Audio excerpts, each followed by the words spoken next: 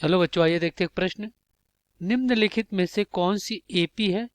यदि वे एपी बनाते हैं तो सार्वअंतर डी ज्ञात कीजिए तथा अगले तीन पद लिखिए। यहाँ पे वर्गमूल में 3 कॉमा वर्गमूल में 6 कॉमा वर्गमूल में 9 कॉमा वर्गमूल में 12 कॉमा डैश डैश डैश। तो हम क्या करेंगे, मुख्य अवधारणा यहाँ पे लिखेंगे। मुख्य अवधारणा। तो ये क्या होगा इस प्रश्न के लिए? तो देखिए, सबसे पहले हमें पता है कि एपी में एनवा पद का जो सूत्र होता है, एनवा पद, वो क्या होता है? वो होता है ए एन बराबर ए प्लस कोष्टक में एन माइनस ए गुणे डी, जहाँ ए आपका प्रथम पद होता है, डी सार्वअंतर होता है। अब यहाँ पे दिए गए प्रश्न को हल कर लेते हैं। तो हमारे पास एक श्रेणी दिया गया है। ये आपका वर्गमूल में 3 कॉमा वर्गमूल में 6 कॉमा वर्गमूल में 9 कॉमा वर्गमूल में 12। तो इसको अगर हम A1 और इसको A2 और इसको A3 और इसको A4 और ये क्या आपका डैश डैश डैश मान लेते हैं, तो ये हम कैसे पता करेंगे कि ये जो श्रेणी दिया गया वो समांतर श्रेणी में है? तो ये पता करने के लिए हम सबसे पहले क्या करते हैं, सार व अंतर निकालते हैं। यानी प्रत्येक अगले पद में से जो श्रेणी दिया गया रहता है, प्रत्येक अगले पद में से उसके पहले पद को घटाते हैं तो हमें क्या मिलता है, सार्वंतर मिलता है। देखिए, A2 में से A1 को घटाएंगे तो सार्वंतर मिलेगा, और A3 में से A2 को घटाएंगे तो सार्वंतर मिलेगा, और A4 में से A3 को घटाएंगे तो सार्वंतर मिलेगा। और ये तीनों क्या हो जाएंगे, आपस में बराबर होंगे, तभी ये समांतर श्रेणी में होगा, अन्यथा नहीं होगा।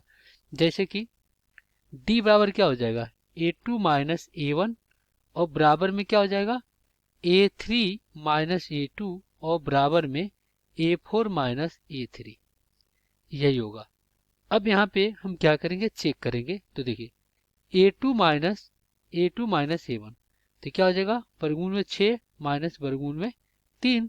तो अगर वर्गमूल में 3 उभयनिष्ठ लेते हैं तो क्या बचेगा, वर्गमूल में 2 माइनस 1।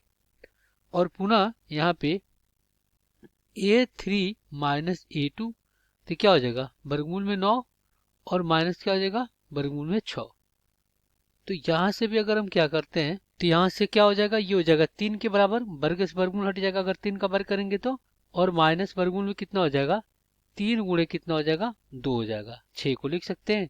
अब यहाँ से अगर हम वर्गमूल में 3 बाहर लेते हैं तो क्या हो जाएगा, वर्गमूल में 3 माइनस यहाँ पे वर्गमूल में 2, यही होगा। तो यहाँ पे एक चीज देखिए, यहाँ पे जो सर्वांतर है, जो आपका है D, A2 माइनस A1, वो बराबर नहीं है किसके, A3 माइनस A2 के। तो जब बराबर नहीं है तो हम क्या कहेंगे, यहाँ पे कहेंगे चूंकि चूंकि A2 माइनस A1 बराबर नहीं है किसके, A3 माइनस A2 के, इसलिए इसलिए यह श्रेणी समांतर श्रेणी नहीं है। तो आशा करते बच्चों ये प्रश्न आपको समझ में आया होगा। धन्यवाद।